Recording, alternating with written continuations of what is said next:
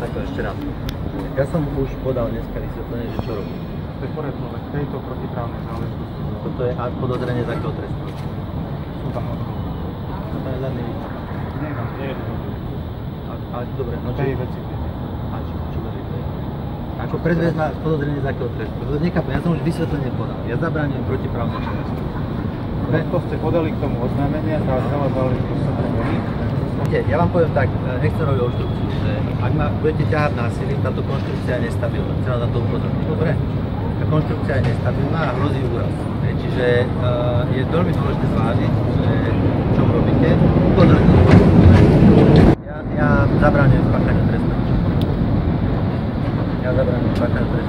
Upozorňujem vás, že táto konštrukcia je nestabilná.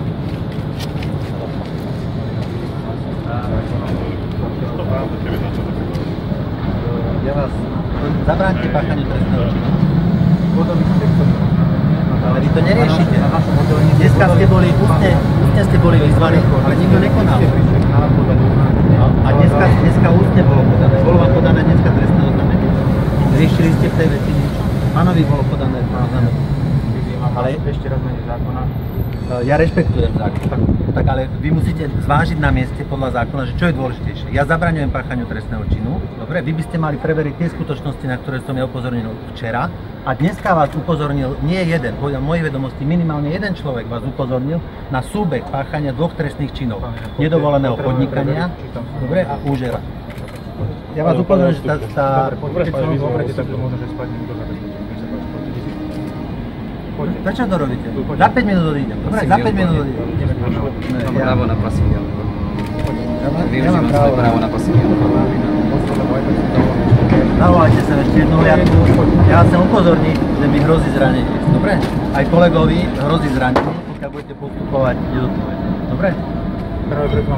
No ja vás upozorňujem vás, že hrozí zranenie. Dobre? Upozorňujem vás, že hrozí zranenie. Dobre? Upozorňujem vás, že hrozí zranenie. A toto na čo robíte? Upozorňujem.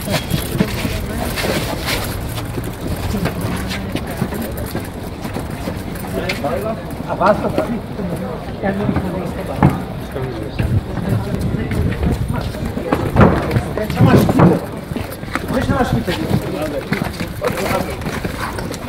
Toto čo robíte pre Boha živého?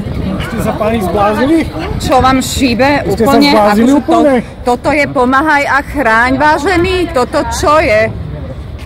Je to poslanec Slovenskej republiky, zastupuje naše práva pre Boha živého.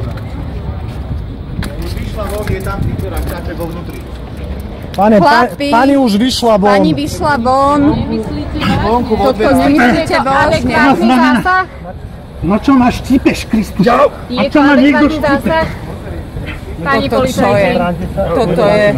Keby som sa začal brániť, myslíte, že tento zásah je adekvátny? Pani policajti.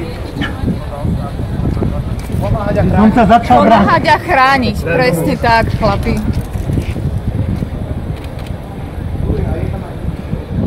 Nech sa páči, vyšla tá pani, treba ju ísť vypočuť. Vstávajte. Poďte hore. Je podľa vás adekvátny tento zásah? Na tá baterka. Toto je štát. Bolo to adekvátne? Chlapi, hanba vám. Nebolo to adekvátne tento zásah? Pozor na hlavu. Pozor na hlavu.